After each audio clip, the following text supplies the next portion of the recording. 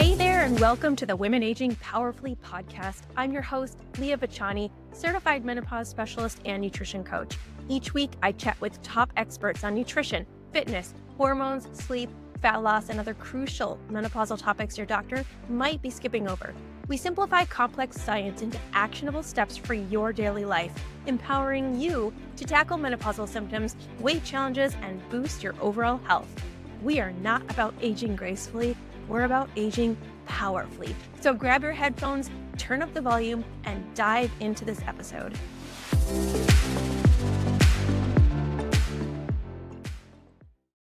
Welcome to the Women Aging Powerfully podcast. I'm your host, Leah Vachani, certified nutritionist and menopause specialist, and I'm excited to bring you one of my most inspiring conversations yet. And when I say inspiring, I mean, I'm actually inspired to do some work, some self-work. So today I'm sitting down with the brilliant Christine Marie Mason. She is a true Renaissance woman who just refuses to be boxed in by society's narrow definitions of what aging looks like, especially in menopause. Christine is the founder of Rosebud Woman, creating intimate body care that actually celebrates our changing bodies, and her Rose Woman podcast has skyrocketed into the top 5% worldwide. She has written 9 books, including her game-changing new release, The 9 Lives of Woman. And Christine brings wisdom that's both intellectually rich and deeply embodied. So what I was truly fascinated about in our conversation was she's got a very unique journey. She went from tech executive,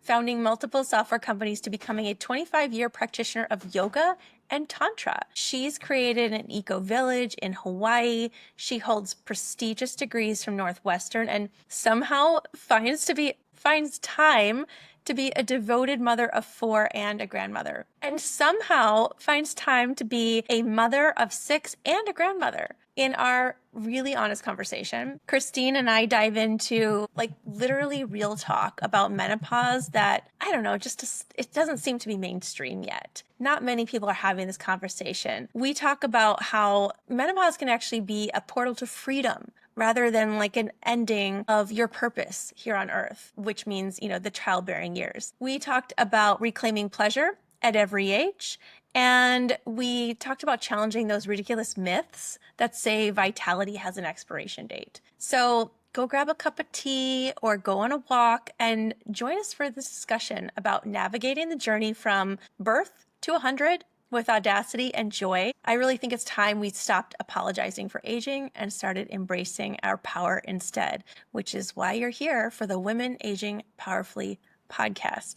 Just a quick note, if you're listening to this before June 9th, I have my baby that I've been creating, my CGM program for women to have a metabolic makeover. And it is launching, our beta group is launching on June 9th. If you want to get on the wait list and be the first to know with a pretty sweet discount included, just go to the show notes below and find the link for the CGM waitlist, and be sure to get on it or you won't hear about it first. And we are going to limit the amount of people that are joining. Our waitlist is already massive. So I hope you'll join us for that too. It's going to be very empowering on your journey of figuring out how what you eat and what you do is affecting everything from your energy to your weight to your sleep. So be sure to check that out. All right, let's get to this conversation with Christine. You are going to love her. Hi, Christine. Welcome. I'm so glad you're here. Thank you. Nice to meet you, Leah. We have some exciting things to cover today. And before I push record, I was kind of asking you what you wanted to talk about. And as you answered, I can just see that we will only get to touch the surface today, and what you have brought to the table for women to really talk about and to digest and to internalize is going to hopefully spark some new journeys for women today, some new thoughts, maybe some new experiences. So where should we dive in first? Maybe we could dive in by inviting the women who are listening to think about what they were doing at 18, like where they were finding their joy, and then quickly take a journey to 28.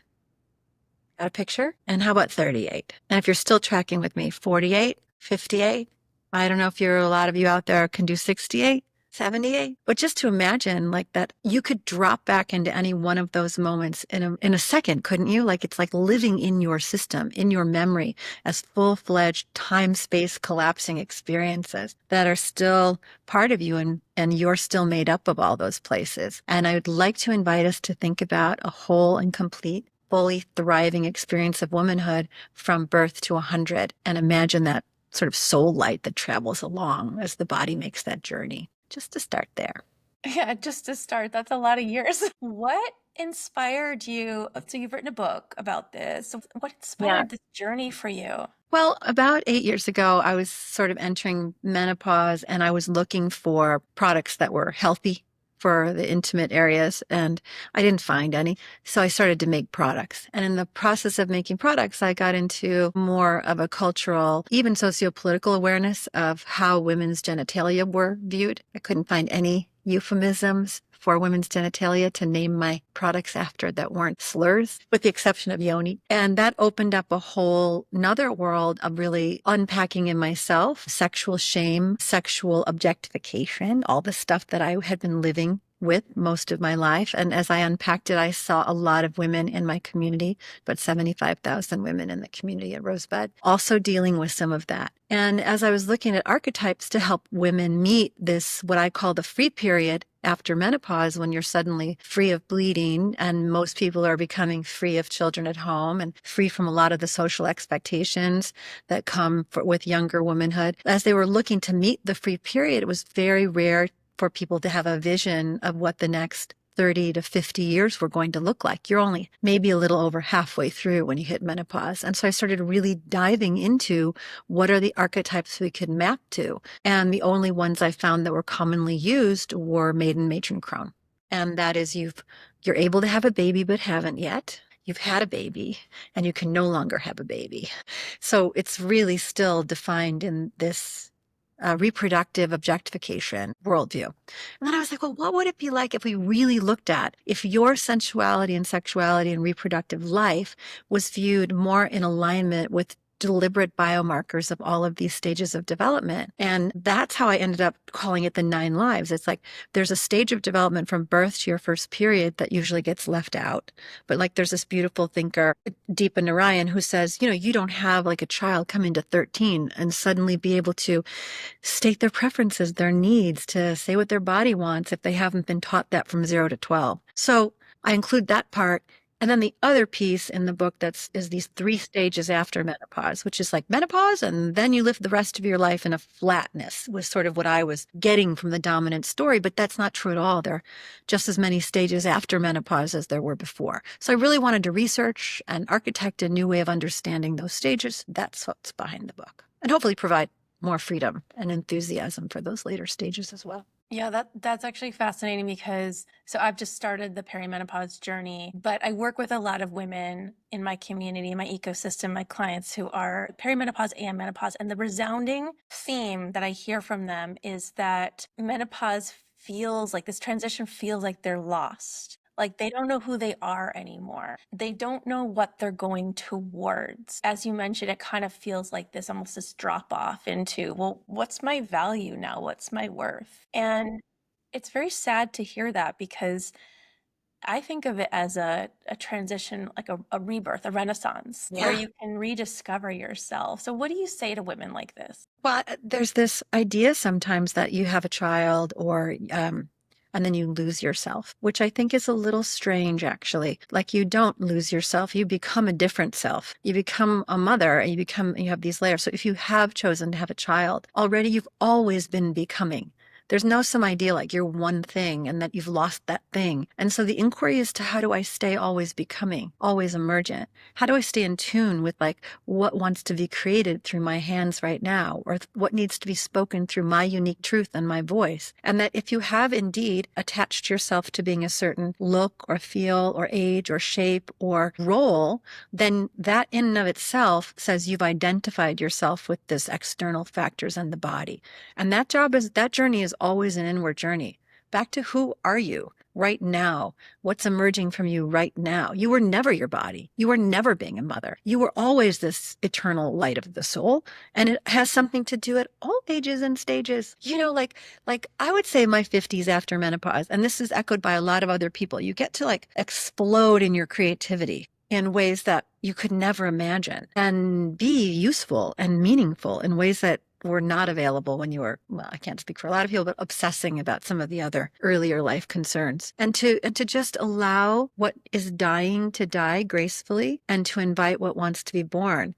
Like don't grip so hard to what was that you miss out on like what this huge possibility is that's coming. Yeah. Does that make sense? I'm like, yeah. Yeah, no, Yeah. absolutely. How can you be always becoming and true to what's happening now? Actually, in the book, there's a piece on the happiest elders.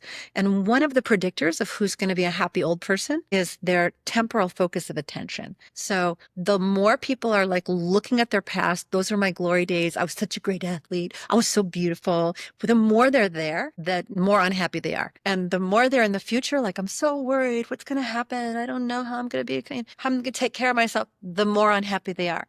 The happiest elders are like, really remember where they came from with joy. They celebrate their moments, their growth and learning. It's like an amusement to look at the past and to look at the future. They only do it in terms of like planning what they're going to create. And most of the focus, like 80% of the focus is on right now, right now. Yeah.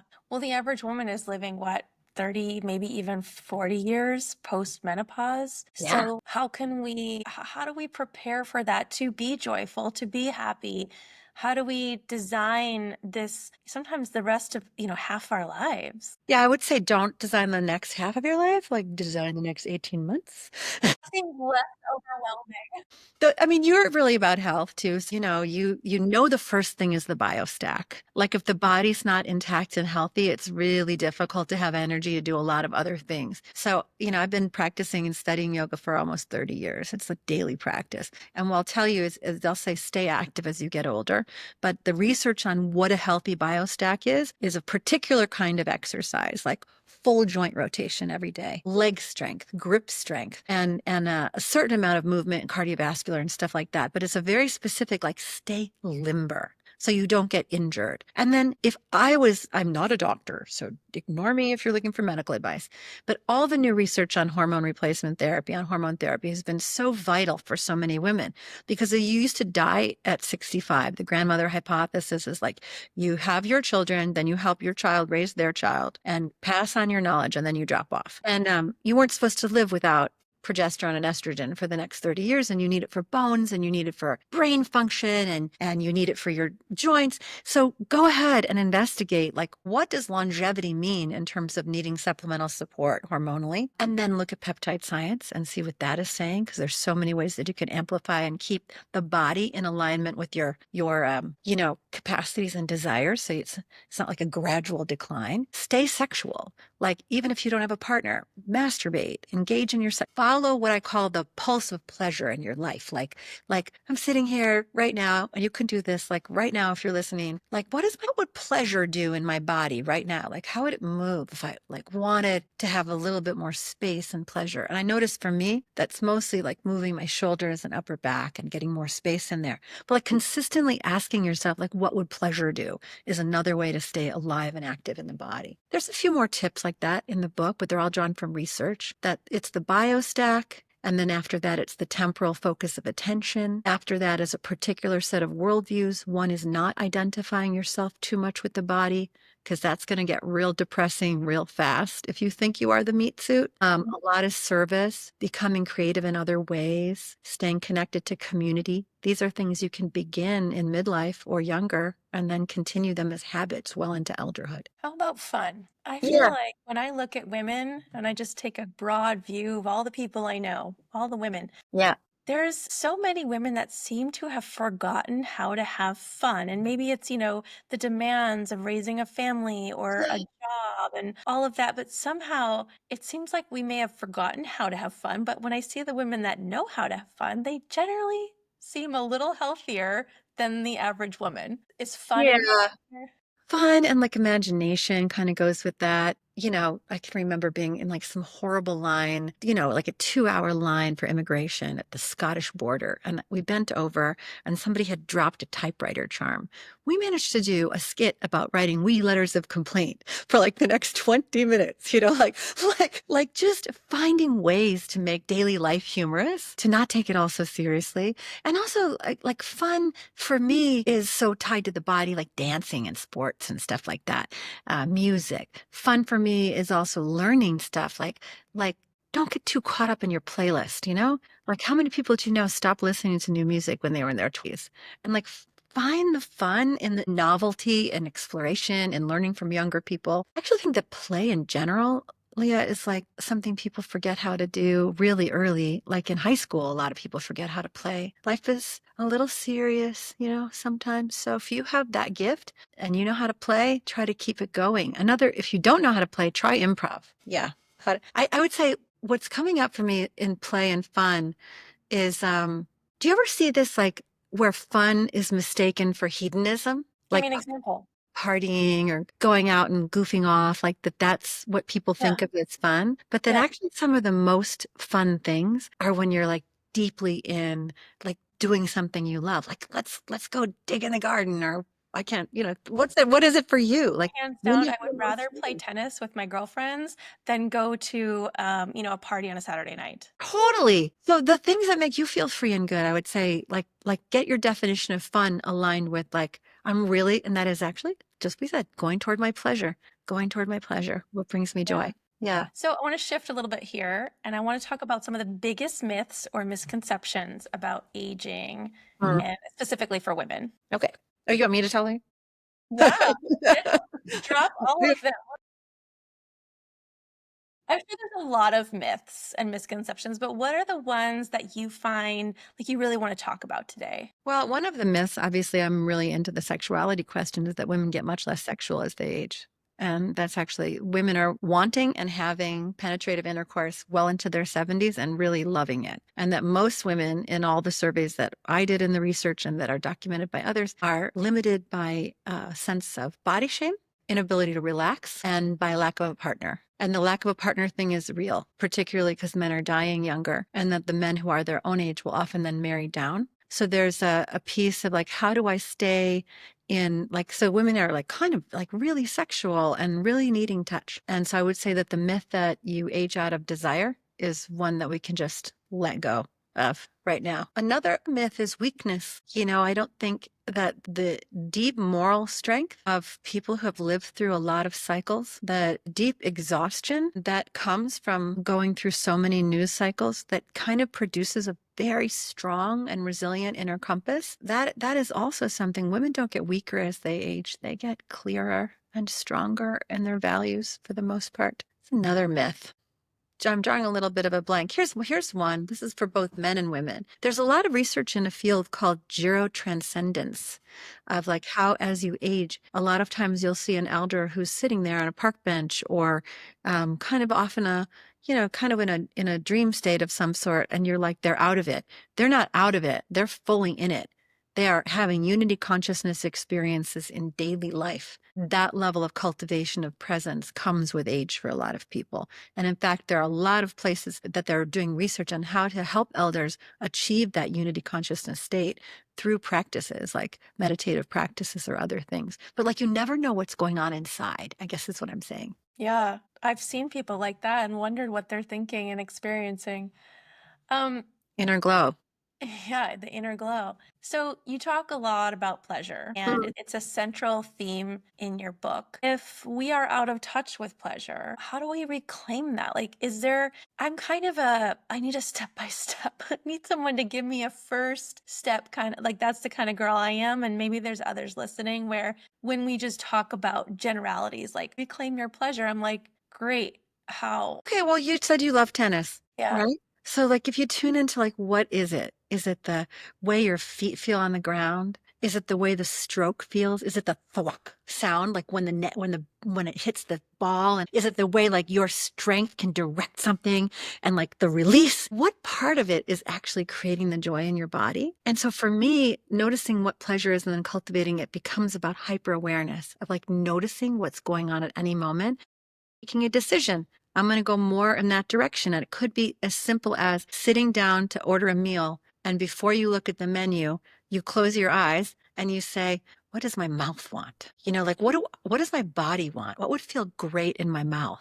And you start to like really begin to look at the places that your nervous system and your sensory body interact with the world and the people. Like could also be a thing like with which people in my life do I feel free and does my body relax and then I'm going to go more towards those people for the time being. Like it's really about noticing what's already present and choosing what feels better in small ways every day. If you want to go into physical like practices around like pleasure in the bedroom or pleasure with your own body, you can start with simple touch. You can try like squeezing touch, pounding touch, gentle angel touch, scratchy touch. You can have your partner do that. And you can notice like all over your body with those different touches, what actually feels good to you. It's like an experiment, a curiosity, and learning again what feels good. In the Tantra world, there are 21 highly sensitive places on the body for physical touch and sensory expansion. You can kind of look at those and like they're the earlobes and they're the nape of the neck and they're the inner thigh. And you could kind of like, if you want to get into that stuff, there's a lot of maps for that are available. But in the broader sense, like how do you make your elderhood pleasurable? How do you make midlife powerful and pleasurable? Not a big thing. It's all the little things on the daily. It's like bringing that lens to your life. It sounds a lot like what I'm hearing is to be more present Mm-hmm. and rely on my intuition more versus as women, we're generally taught what we should be doing, day in and day out, and as we age, and what society thinks we should be doing. And what I'm hearing from you is that we're now allowed to release that. You're basically giving permission, which some of us need to hear. I know it's not great that we need to hear that, but in the way our society has raised us, you're now saying, you know what? Stop doing what you should do and steer yourself more towards being present in the moment and following that direction of what gives you pleasure and following that intuition. Am I hearing that correctly? Yeah. And also that like don't mistake pleasure for leisure or hedonism. Like pleasure, I take such great pleasure in nurturing. I take great pleasure in making beautiful spaces. I take great pleasure in bringing people into my home and feeding them, or in building things. That to know what is uniquely your thumbprint, your fingerprint, your signature of what brings you joy. You are absolutely right when you say the shoulds get in the way. The shoulds, the looking the part, the making mom and dad happy, making my pastor happy, all of the stuff that gets in the way of like really knowing what is yours to do. And I guarantee you that if you start following what is yours to do and the joy amplifies in your heart and you're really enjoying it, that all of those things even get more impactful and effective in the world. So you called it intuition, and that is another way. Like you feel intuition in the gut. You feel intuition in like this like slight sparkle. Like when something's a yes for you, you can feel it in your genitals. Like when there's a little sparkle, ask if you ever don't know what you think, like what's the right way, ask your genitals. And they will like, if they start tingling a yes, you've got a bodily cue to your somatic intelligence, Your somatic intelligence is a cue to the answer. But yeah, it's tuning in and fundamentally reaffirming that you are worthy of an enjoyable life, a life that is aligned with your purpose and not so much blind duty. Ironically, you might find that you still do what might be perceived as dutiful things, but they come with like a totally different energetic signature. Okay, so to flip that on its head, what is a genital no feel like? Clenching or a Okay. disconnection, like I can't feel anything. I mean, that's for a lot of women already an issue, like they can't contact that part of the body. I would say in the neo tantra world, about 1 in 5 women, maybe 1 in 4, can't feel anything below the navel anyway. And that we lock up a lot because there's a lot of trauma, a lot of things that get stuck in there. And that's a very slow process of unwinding. When I was first exploring healing that, I have had 4 vaginal births. And um, there's a lot of scar tissue and a lot of tension that still exists in the system. It doesn't even need to be like sexual trauma. It can just be like a lot of locking up, you know? So I went to see a pelvic floor therapist, and the amount of sensation that I couldn't feel when I started, after about 3 or 4 months of working, going once a week for therapy, the sensation began to return. So what I would encourage is that if you are sort of cut off from perceiving there for whatever reason, that give yourself some compassion and some slowness and maybe get some help and learn how to bring that back online. Another thing that can happen, a little bit of a run on, in terms of why you can't access that, is that early on, when you had early sexual experiences, you sort of left your body. Like you would have penetration and you would get a little bit like physically aroused, but your thoughts would be elsewhere. You'd just be out of the room. And that is also habitual and can be, your attention can be brought back into this moment, into present, so that you're having a higher quality of connection while you're with someone. It's so interesting that you brought up also like the vaginal births and pelvic floor. So I remember I was thinking about this actually before you even brought that up. I was remembering when I was in labor with my two boys that the midwife would say, relax your jaw, Yeah. relax your lips, like do the, like Yep. just be on the blow and relax your lips. I was like, Right. why? I'm trying to birth a baby. And she had said that the connection between our jaw and our mouth and all the tension there is directly related to our pelvic floor. And I was blown away. And then it made me think about all the women that clench their jaws at night and that we have so much tension that's held in here. Oh, wow, you're saying that, and it makes me want to like jut my chin out and unhinge my jaw and myself a little massage. It's the same with the vocal cords. The vocal cords are correlated to the vaginal walls and the whole yoni situation. And so if you are vocalizing during childbirth or you're vocalizing during sexuality, you're also getting a mirror response in the genitalia. In the ancient Indian text, there's something called Khetri mudra, where you are touching the tip of your tongue all the way along the top of your soft palate in different places. And there are clusters of nerve endings in the soft palate that correlate exactly to places in the vaginal canal. It's really fascinating. I have a whole, like, I'll send you, I have this 15-page write-up on the connection between the mouth and the genitals. Wow. Yeah, it's mind blowing. And we That's don't, not in the book, though, you guys. Sorry. gosh, well, Look, I want everybody to be thriving and fully alive for their whole life. Like every morning to wake up and go, oh my God, I get to have another day in a body. And to let go of all of the stories that tell you that somehow this body on this day is less than perfect, or it's my best years are behind me, or blah, blah, blah, blah, blah. Let it go. Just be alive. Think about those old Russian babushkas who are like all in their little thing, their little bathing suits with the little bathing caps, and it's all purple veins and joyfully swimming in the Black Sea. Be that.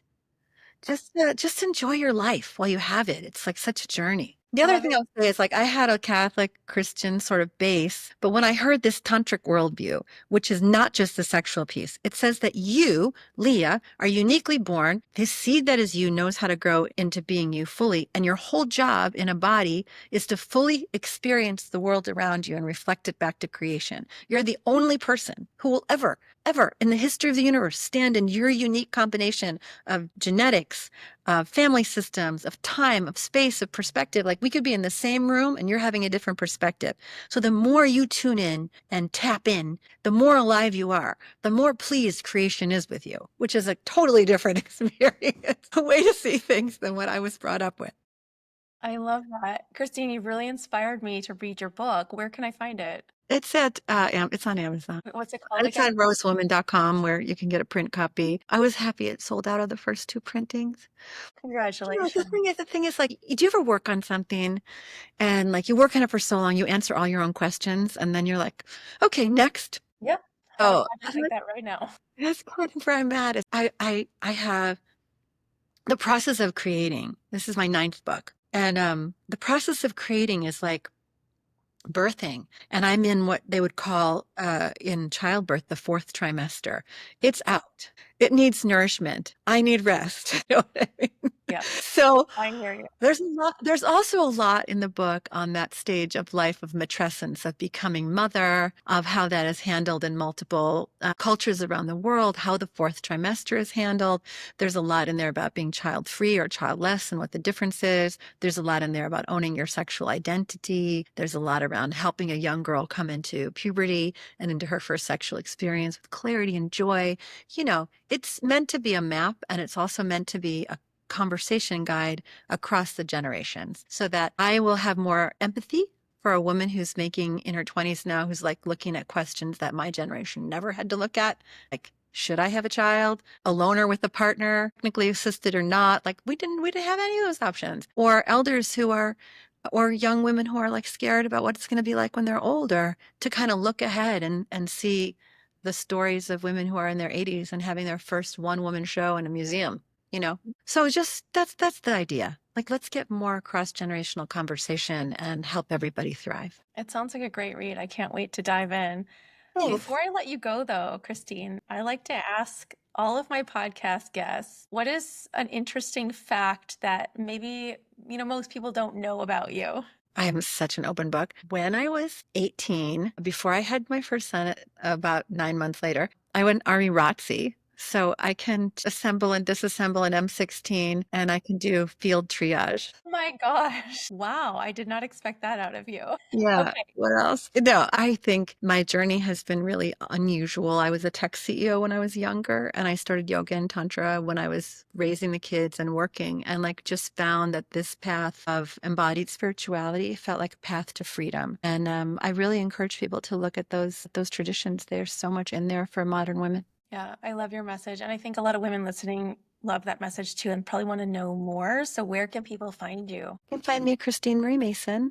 I'm using my full name. No more catchy, cutesy things. This is just me, how I was born, with the name my mother gave me. And also at rosewoman.com, which is, I also have a show, and we talk about love and liberation. And we offer beautiful body care products for a more reverent life. That's amazing. Thank you so much, Christine. I think you've actually brought a piece to the puzzle that we don't often talk about on the Women Aging Powerfully podcast, but is so, so important for women to hear and to really dive into this conversation and learn more about pleasure and sensuality and everything you've talked about. I'm not doing it enough justice, but I encourage everyone to go read your book, go find you, and just to continue that Thank you. conversation. And for you, you're so beautiful. And I love that you're both raising children and you're entering perimenopause and you're riding the wave so gracefully. And you're also opening the conversation for women to talk to each other about these things. So I have a big thank you and Oh, that's what we need congratulations. more of,